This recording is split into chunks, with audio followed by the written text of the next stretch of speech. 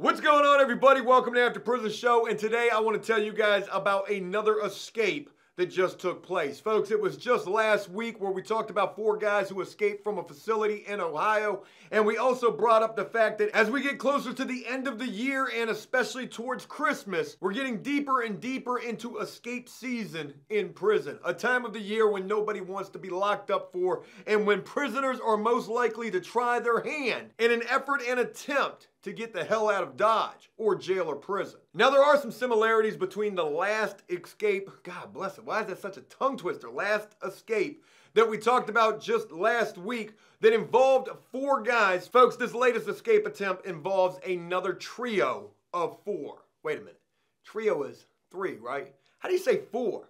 Quadruplets? This latest escape involves this posse of 4 right here, folks. Take a look at this picture. Guaranteed the only reason this picture was taken was so that police could be like, ta-da, look what we did. Making prime examples of these guys, and not one of these 4 individuals looks very happy to be getting their picture taken. And I know this is going to be horrible what I'm getting ready to say, but one of the first thoughts that comes to mind when I see this picture of these 4 guys, none of them looking happy at all to be caught in this situation. But one of the first thoughts that comes to my mind is, you know, this picture right here almost looks like the beginning of any bad joke. So a white guy, a black guy, and a Spanish guy walk up into a bar, or in this case, escape from prison. Going completely based on appearances, all 4 of these guys are completely different. In all likelihood, coming from absolute complete different backgrounds and walks of life. So when I see this picture, one of the first thoughts that comes to mind is, you know, what were these 4 dudes doing together? Were these guys all best friends in prison, or were each one of these guys representing maybe a gang or a group of people in prison? Each one of these individuals had their hand in the cookie jar in terms of why it was imperative for them to do what they just got caught this past Friday doing. And it wasn't so much that they were escaping from prison, folks. They weren't escaping.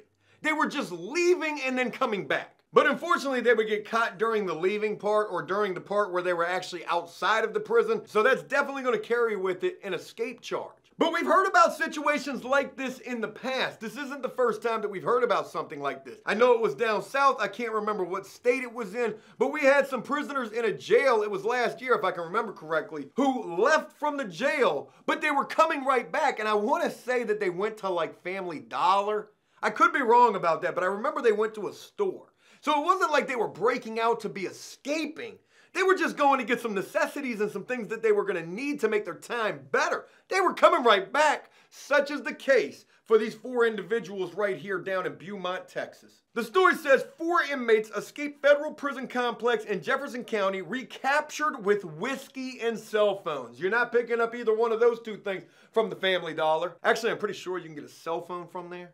Officials conducted surveillance behind the federal prison complex after reports of prisoners continuing to escape and bringing contraband back into the prison. Folks, somebody definitely told on these individuals, and I don't understand why you would do that. You know, serving time sucks, and 2 things that could definitely make serving time a lot better are cell phones and whiskey. Why would you want to mess that up for everybody? It was probably somebody who wasn't cool enough or in the in crowd, and who was jealous and hating, or potentially looking for an extra hot dog tray or a time cut. It was one of the 2. Now, looking at this picture, one thing that I want you guys to notice is check out the dude all the way over on this one side. I don't want to say the right or the left because I'll probably get that wrong. But check out this little fella right here. He has got the man purse on, folks. And I can guarantee you up inside of that satchel are a whole bunch of cell phones and whiskey bottles. And when caught, I'm quite sure the police were like, no, don't worry about taking that off. Don't worry about it. Keep that on. Keep that on. I want to show the world what we caught you with. We caught you. None of these guys looks very happy to be in this picture at all.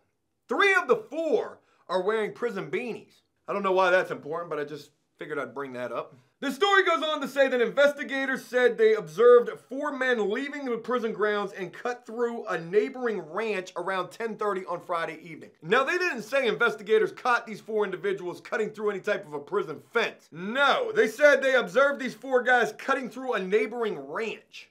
And the reason why that's important to bring up is because of where these guys were locked up at. They were locked up at a place called Beaumont FCI, Federal Correctional Institute. And at Beaumont, There are 4 different prisons there. You've got a satellite camp, which is the absolute lowest of the low. Then you've got a low, which is, well, pretty low as well. And on that satellite camp, they probably got no fences at all. On that low, they probably got little to no fences there either. And they also have a Beaumont medium and then a USP, a United States Penitentiary Beaumont, which is going to be the highest level federal prison in this Beaumont complex. And with the fact that this story makes it seem like these guys were just able to walk away from wherever the hell they were housed at, pretty much tells us that these guys were either at that low or that satellite camp. And the chances are they were probably at the satellite camp. And again, with those 2 prisons in particular, the chances that there's fences around either one of those, there probably aren't any, and if there are, there's probably like only one. And it might only be like one of those little 5-foot chain link dog fences. Oh yeah, I can just get right up over this.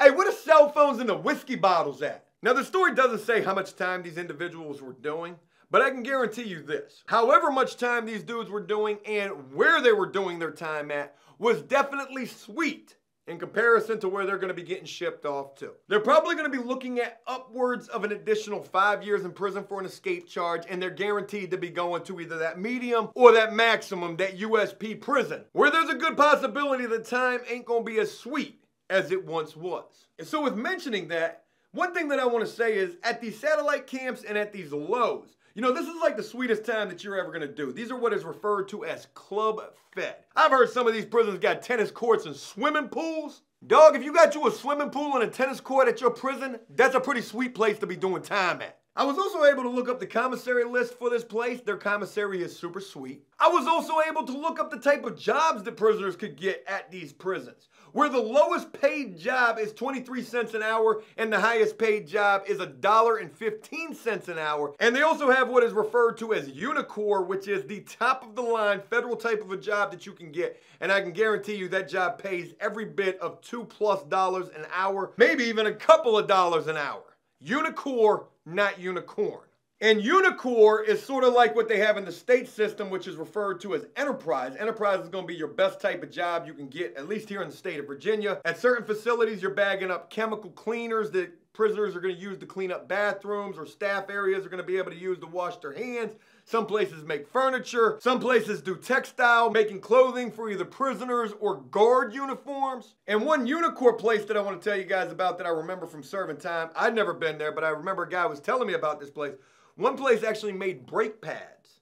In the federal system, a job that you could get was making brake pads, which is ironic because one thing that you will eat from the chow hall, the meat rock, is oftentimes referred to as either a cow tongue or a brake pad. So I tell you all these things to emphasize the fact that where these guys were serving time at was the sweetest of the sweet where they could ever hope to be at. And where they're probably getting ready to go after they get out of isolation, because they're guaranteed to be going to the hole for a while, is to somewhere that is definitely not as sweet. Now, one thing that the story does not mention, and I'm quite sure that they don't know just yet, is where exactly these prisoners were getting these cell phones from and this whiskey. But you got to keep this in mind.